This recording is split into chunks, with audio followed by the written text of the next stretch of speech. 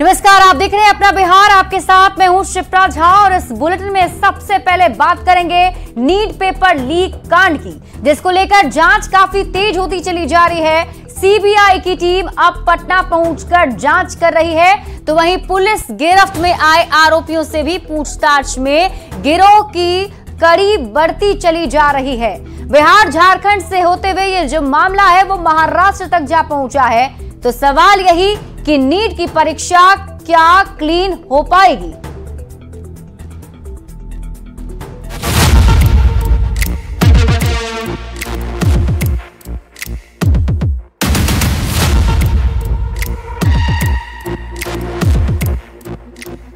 NEET परीक्षा 2024 में हुई धांधली और पेपर लीक कांड की जांच काफी तेजी से आगे बढ़ रही है। अब इस केस की जांच सीबीआई कर रही है। दिल्ली से पटना पहुंची सीबीआई की 2 सदस्यीय टीम पहले ईओयू दफ्तर पहुंची, फिर शास्त्री नगर थाने पहुंची, जहां से सुराग की तलाश तेज की गई।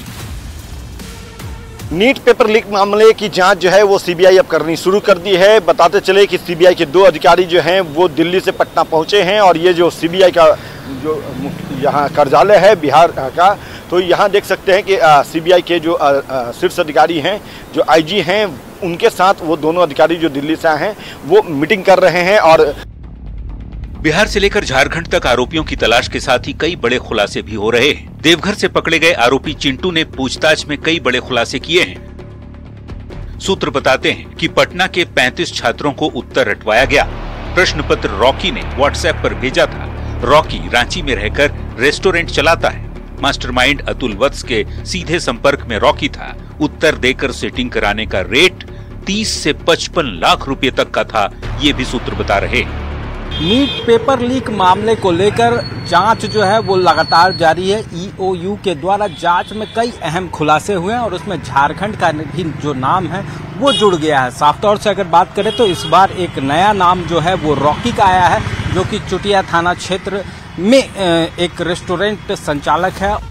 आरोपी रॉकी बिहार के नवादा जिले का रहने वाला बताया जाता है। सूत्र बताते हैं कि चिंटू को 5 मई की सुबह प्रश्न पत्र मिल गए थे। मोबाइल पर पीडीएफ फाइल भेजी गई। गिरोह के अभ्यर्थियों के लिए ड्रॉप पॉइंट भी बनाया गया था। प्रश्न पत्र लीक कांड की जांच जैसे जैसे आगे बढ़ रही है, वैसे वैसे रहस्य के परत भी खुल रहे हैं। पुलिसिया जांच में बड़ा अपडेट ये आया है कि प्रश्न पत्र अहमदाबाद से हजारीबाग पहुंचा। हजारीबाग के बैंक से स्कूल जाने के दौरान टेम्परिंग की आशंका जताई जा रही है, क्योंकि महज 4 किलोमीटर की दूरी तय करने में 1.5 घंटे का समय कैसे लग गया, ये बड़ा सवाल है। यही नहीं, प्रश्न पत्र के ट्रांसपोर्टेशन में बड़ी लापरवाही भी बरती गई। सूत्र बताते हैं कि कुरियर सर्विस ऑफिस से बैंक तक प्रश्न पत्र पहुंचाने में ई रिक्शे की मदद ली गई थी। बात केवल बिहार झारखंड तक ही सीमित नहीं है। नीट पेपर लीक मामले में महाराष्ट्र से पहली गिरफ्तारी भी की गई है। लातूर पुलिस ने जलील खान पठान को गिरफ्तार किया है। जैसे जैसे नीट पेपर लीक कांड की जांच बढ़ रही है, वैसे वैसे ये सवाल भी गहराता जा रहा है कि क्या नीट परीक्षा की प्रक्रिया क्लीन हो पाएगी। न्यूज़ 18 के लिए पटना से अमित कुमार और रांची से ओम प्रकाश के साथ ब्यूरो रिपोर्ट।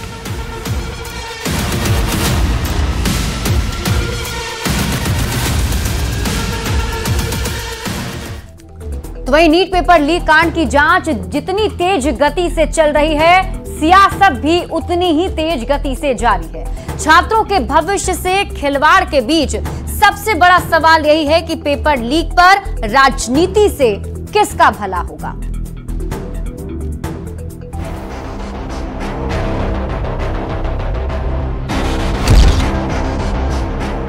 नीट परीक्षा में हुई धांधली की जांच अब सीबीआई कर रही है। जांच की रफ्तार जैसे जैसे आगे बढ़ रही है, वैसे वैसे सियासी तीर भी तेजी से चलाए जा रहे हैं। सबसे पहले 20 जून को बिहार के डिप्टी सीएम विजय सिन्हा ने प्रेस कॉन्फ्रेंस कर तेजस्वी यादव के पीएस और मुख्य आरोपी सिकंदर यादवेंदु की नजदीकियों को लेकर सवाल पूछा था। तेजस्वी यादव के आप सचिव Pritam Kumar NHI guest house में सिकंदर कुमार यादवेंदु के लिए कमरे की बुकिंग कराने के लिए फोन आया था। तो इसके अगले ही दिन 21 जून को आरजेडी की ओर से सोशल मीडिया पर आरोपी अमित आनंद के साथ सम्राट चौधरी की तस्वीर जारी कर पलटवार किया गया।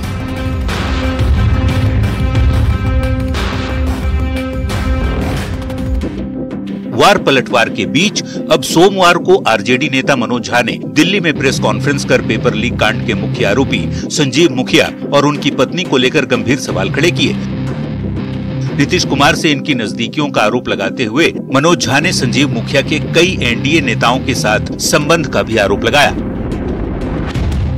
इनकी पत्नी जदयू की बड़ी नेत्री है, चुनाव लड़ चुकी है।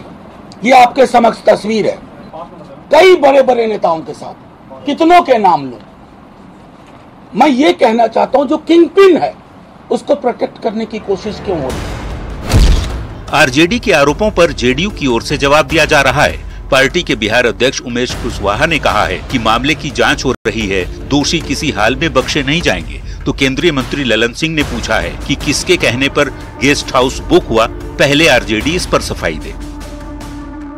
पता चला है अभी जो साक्ष्य आया है, कौन गेस्ट हाउस बुक कराया, किसके कहने पर गेस्ट हाउस बुक हुआ, तो उसका ना सफाई दें, पहले उसका ना जवाब देंगे। सवाल जवाब और आरोप प्रत्यारोपों के बीच एक ही मुद्दा घूम फिर कर सामने आ रहा है, वो ये कि पेपर लीक पर राजनीति से आखिर किसका भला होगा। न्यूज़ 18 के लिए दिल्ली से अमितेश सिंह के साथ ब्यूरो रिपोर्ट। तो वही नीट पेपर लीक मामले में बिहार में सियासत चरम पर है। सत्ता पक्ष और विपक्ष पेपर लीक का पॉलिटिकल कनेक्शन खंगालने की लगातार कोशिश में है। पक्ष और विपक्ष की ओर से नेताओं के साथ साथ आरोपियों की एक के बाद एक तस्वीरें साझा की जा रही हैं।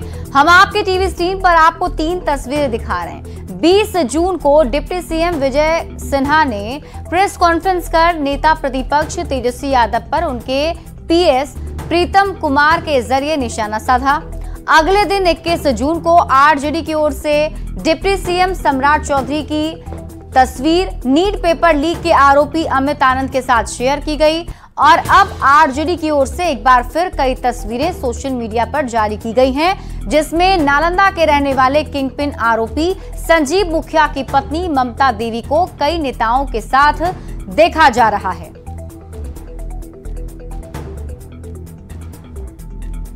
बिहार में जेडीयू अध्यक्ष उमेश कुशवाहा ने नीतीश कुमार के साथ संजीव मुखिया की पत्नी की तस्वीर जारी होने पर पलटवार किया है। उन्होंने कहा है कि नीट धांधली के तार किससे जुड़े हैं कौन नहीं जानता है। उन्होंने ये भी कहा कि जन सुनवाई के दौरान कोई भी सीएम के साथ तस्वीर ले सकता है। कौन नहीं जानता है, ये तो तेजस्वी परिवार से जुड़ा हुआ उनके सहायक का मामला आया है।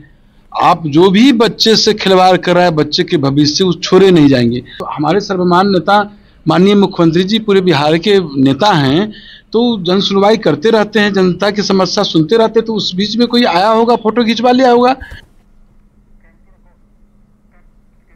देखिए, बिहार के सियासत में ट्रिपल सी पर अब सियासी घमासान मच गया है। जिस ट्रिपल सी के मुद्दे पर कभी नीतीश कुमार विरोधियों पर निशाना साधकर हमला बोलते थे, उसी ट्रिपल सी में से 2 सी को आधार बनाकर तेजस्वी यादव बिहार के एनडीए सरकार पर ही सवाल उठा रहे हैं, जिस पर अब सियासी हलचल तेज हो चुका है। ट्रिपल सी पर बिहार में सियासी घमासान, क्राइम, करप्शन, कम्युनलिज्म। बिहार की सियासत में विधानसभा चुनाव के पहले ही ट्रिपल सी को लेकर सियासी घमासान मचा हुआ है। कल तक जिस ट्रिपल सी को लेकर एनडीए के नेता महागठबंधन, खासकर आरजेडी के शासनकाल की दुहाई देकर हमला बोलते थे, आज उसी ट्रिपल सी में से 2 सी यानी क्राइम और करप्शन का हवाला देकर विपक्ष नीतीश सरकार पर निशाना साध रहा है। कौन सा ऐसा जिला ना हो जहां हत्या, लूट, मर्डर, रेप नहीं हो रहा हो। सिर्फ हत्या ही नहीं हो रही, पुल गिर गया, 2 पेपर लीक हो गया, भ्रष्टाचार बढ़ गया। लोकसभा चुनाव के दौरान क्राइम और करप्शन का मुद्दा एनडीए नेताओं के लिए सबसे अहम था, जिसे लेकर विपक्षी आरजेडी और महागठबंधन पर हमले किए जाते थे। पर उसी डबल सी को लेकर आज तेजस्वी ने सरकार के खिलाफ मोर्चा खोल दिया है। हालांकि एनडीए के नेता तेजस्वी के आरोपों को गलत बताते हुए आरजेडी के शासनकाल का हवाला देकर पलटवार कर रहे हैं। जनता उनके भ्रमजाल में पड़ी नहीं, जनता उनको सबक सिखा दी, जनता जान गई और जनता ने जनादेश हमारे एनडीए नेता के पक्ष में माननीय मुख्यमंत्री नीतीश कुमार जी के, माननीय प्रधानमंत्री नरेंद्र मोदी जी को चेहरा पर जनता ने वोट दिया। क्राइम और करप्शन पे जब आप बोलते हैं ना, या आपके परिवार से कोई बोलता है तो ऐसा ही लगता है जैसे लोमड़ी कह रही हो कि मक्कारी मत करो।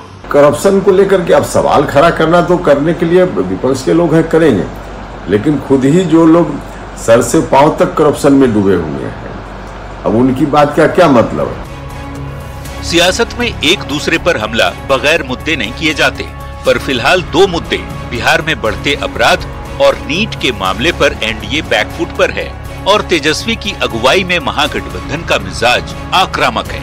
ऐसे में लोकसभा चुनाव के बाद बिहार में होने वाले अगले साल के विधानसभा चुनाव का मुद्दा अभी से ही गरमाने लगा है। न्यूज़ 18 के लिए पटना से आनंद अमृतराज की रिपोर्ट। और देश की 18वीं लोकसभा का पहला सत्र आज से शुरू हो गया। ये सत्र कई मायने में खास माना जा रहा है। इस सत्र में सभी सांसदों का शपथ ग्रहण हो रहा है। सभी सांसदों के शपथ के बाद स्पीकर पद का चुनाव होगा और इसके बाद 27 जून को राष्ट्रपति संसद के दोनों सदनों की संयुक्त बैठक को संबोधित करेंगे, जिसके बाद राष्ट्रपति के अभिभाषण पर धन्यवाद प्रस्ताव पर 28 जून को बहस शुरू होगी। प्रधानमंत्री नरेंद्र मोदी 2 या 3 जुलाई को बहस का जवाब देंगे और 3 जुलाई तक ये सत्र चलने वाला है। आज पहले दिन प्रधानमंत्री नरेंद्र मोदी ने सांसद के रूप में शपथ ले ली। नरेंद्र मोदी का लोकसभा सदस्य के रूप में ये तीसरा कार्यकाल है। मैं नरेंद्र दामोदर दास मोदी, जो लोकसभा का सदस्य निर्वाचित हुआ हूं, ईश्वर की शपथ लेता हूं कि मैं विधि द्वारा स्थापित भारत के संविधान के प्रति सच्ची श्रद्धा और निष्ठा रखूंगा। मैं भारत की प्रभुता और अखंडता अक्षुण्ण रखूंगा तथा जिस पद को मैं ग्रहण करने वाला हूं उसके कर्तव्यों का श्रद्धापूर्वक निर्वहन करूंगा। वहीं दरभंगा लोकसभा सीट से बीजेपी सांसद डॉक्टर गोपाल जी ठाकुर ने मैथिली में लोकसभा के सदस्य के रूप में शपथ ली। गोपाल जी ठाकुर ने मिथिला के परिधान, धोती, कुर्ता और पाग पहनकर संसद में मैथिली भाषा में शपथ लिया।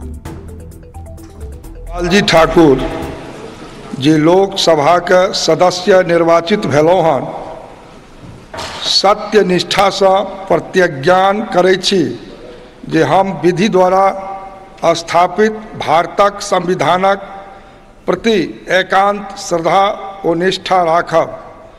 हम भारतक प्रभुता और अखंडता के अक्षुण्ण राखब और जाहि पद के हम ग्रहण करे वाला छी तकर कर्तव्यक श्रद्धापूर्वक निर्वहन करब।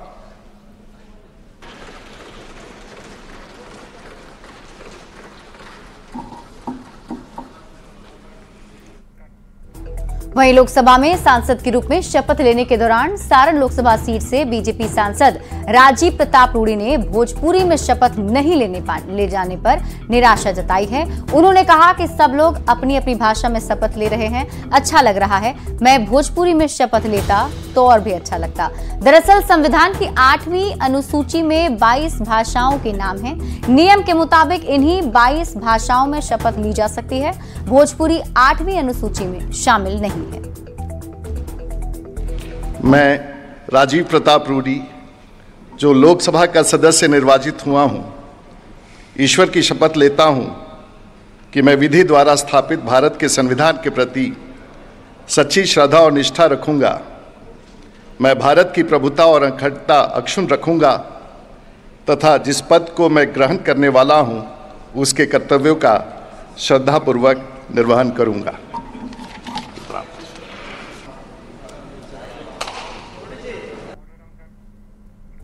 वहीं शिवहर से जेडीयू सांसद लवली आनंद ने लोकसभा सदस्य बनने के बाद मैथिली भाषा में शपथ ली। लवली आनंद ने इसके पीछे की वजह भी बताई है।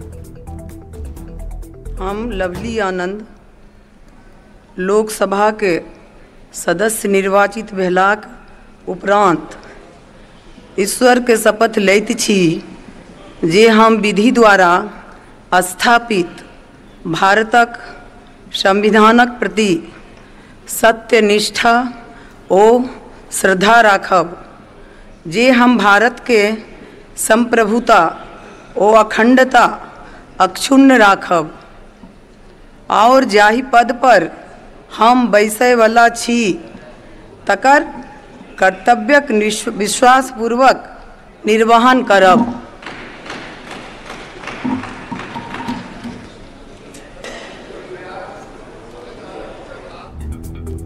बढ़ते हैं आगे और अगली खबर आपको मुजफ्फरपुर से बता दें, जहां एक बार फिर से अपराधियों के साथ पुलिस का एनकाउंटर हुआ है। सिवाई पट्टी थाना क्षेत्र में बैंक लूट का प्लान बना रहे अपराधियों से पुलिस की मुठभेड़ हो गई। दो बदमाश बनघारा में इंडियन बैंक के आसपास घूम रहे थे और इसी दौरान पुलिस को देखकर उन्होंने फायरिंग शुरू कर दी। इसकी जवाबी फायरिंग में दोनों बदमाशों के पैर में गोली लगी है।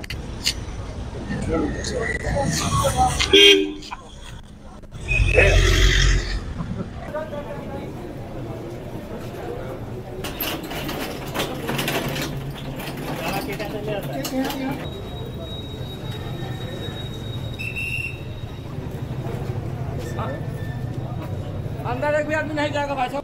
सिवाई पट्टी थाना अंतर्गत आज शाम को 4 साढ़े 4 बजे के बीच में हम लोगों को सूचना प्राप्त हुई थी। तो वहाँ पे इंडियन बैंक है, उसको कुछ अपराध कर्मी टारगेट करने की योजना उन लोगों ने बनाई। इस इनपुट के आधार पे जो सिवाई पट्टी के थाना अध्यक्ष मनमोहन और उनकी टीम वहाँ गई हुई थी। उनके द्वारा जब इन अपराध कर्मियों को देखा गया तो इनको चेतावनी दी गई, सरेंडर करने के लिए बोला गया। लेकिन अपराध कर्मियों ने जो हम लोग के थाना का गश्ती दल है और थाना अध्यक्ष उनके ऊपर लगातार फायरिंग करना शुरू कर दी। लगभग 3 से 4 राउंड गोलियां अपराध कर्मियों के द्वारा थाने वाहन के ऊपर चलाई गई, जिससे हम लोग का वाहन भी क्षतिग्रस्त हुआ। संयोगवश किसी हम लोगों के पुलिसकर्मी या पदाधिकारी को गोली नहीं लगी। इसके जवाब में थाना अध्यक्ष के द्वारा आत्मरक्षा नियंत्रित फायरिंग की गई है, प्रॉपर चेतावनी देकर फायरिंग की गई है और कंट्रोल फायरिंग की गई है। मुजफ्फरपुर के सिवाई पट्टी थाना क्षेत्र में बैंक लूटने आए 2 अपराधियों का पुलिस के साथ मुठभेड़ हुआ, जिसमें दोनों अपराधियों के पैर में गोली लगी है। सिवाई पट्टी थाना क्षेत्र के बनघारा में इंडियन बैंक के पास 2 अपराधी पहुंचे थे, सुंदरम और दीपू, जिसके जो हथियार के साथ पहुंचे थे और पुलिस को देखकर उन्होंने फायरिंग की। जिसके बाद जवाबी कार्रवाई करते हुए पुलिस ने फायरिंग की है। उसके बाद दोनों अपराधियों के पैर में गोली लगी है। उसके बाद दोनों अपराधियों को एसकेएमसीएच लाया गया है। काफी संख्या में पुलिस बल यहाँ पर आप तैनात है, देख सकते हैं। भारी संख्या में जो पुलिस अधिकारी हैं, पुलिस बल है, वो यहाँ पर पहुंची है।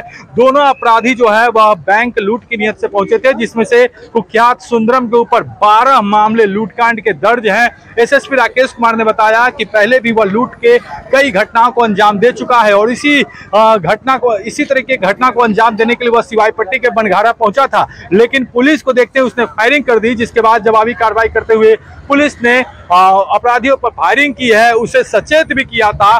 जिसके बाद दोनों अपराधियों के पैर में गोली लगी है। सुंदरम के दोनों पैर में एक गोली लगी है, वहीं दीपू जो है उसके एक पैर में गोली लगी है। उनके पास से हथियार भी बरामद किए गए हैं। फिलहाल पूरे मामले की जांच में पुलिस जुटी हुई है, उनके आपराधिक इतिहास को खंगालने में जुटी हुई है। मुजफ्फरपुर से न्यूज़ 18 के लिए